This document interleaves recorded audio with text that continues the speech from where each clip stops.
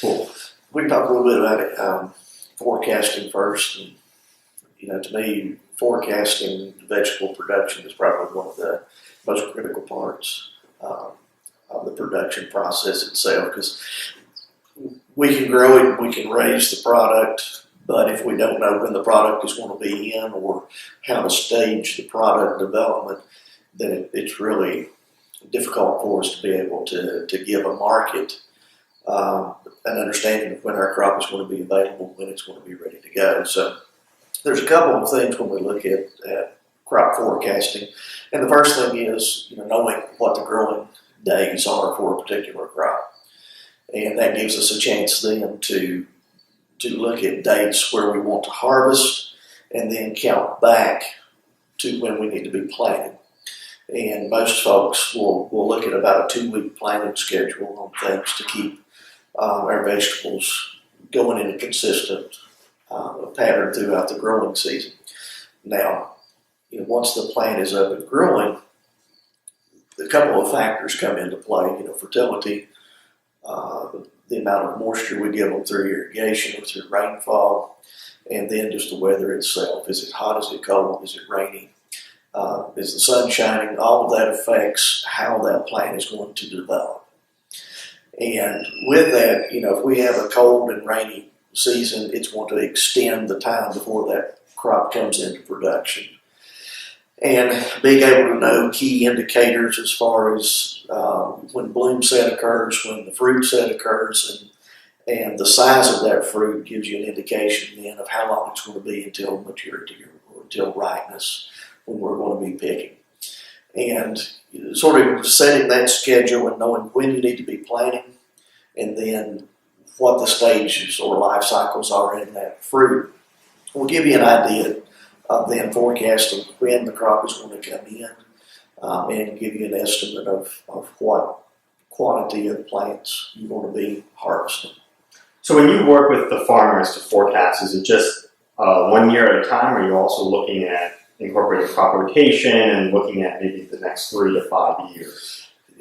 We're looking, as far as the forecasting goes, one of the things we're looking at is, first of all, that year, trying to figure what plants are going to go in, whether it's going to come off in time to put a second crop back on that same plastic, where we can get 2 crops with 1 investment on the plastic.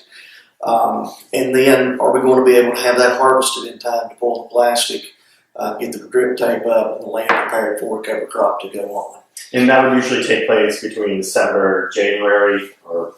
We're looking more September, October time frame for getting the land prepared and the cover crop put on. That's the time frame that we look at. So once that first crop goes in the ground, then we're looking at sort of a time schedule of how that year is going to plan itself out the rest of the year. Now, how susceptible are wholesale markets to a change in the forecasting that was predicted?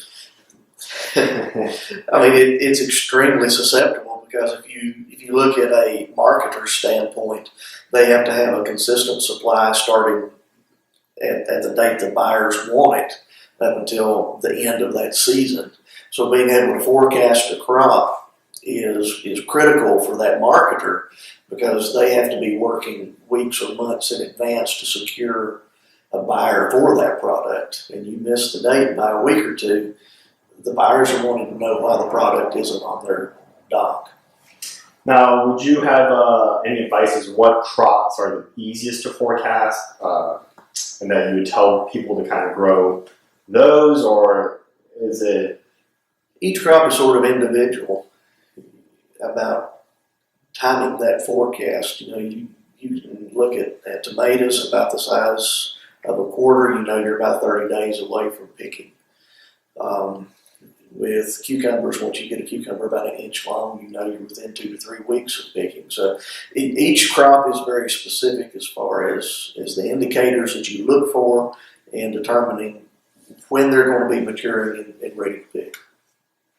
And how often are people usually on target for what they forecast?